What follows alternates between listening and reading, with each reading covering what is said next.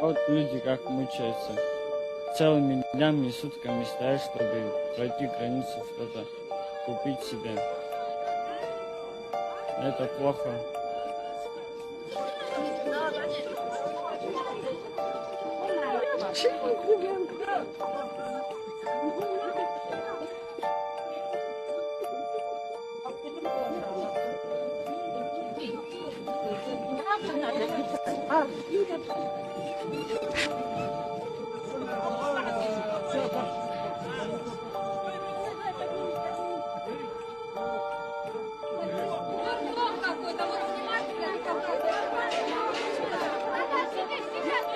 Трое детей. Я семья погибшего. Мы очень мучаемся, чтобы перейти с утра с 6 часов надо стоять. И что-нибудь детям купить.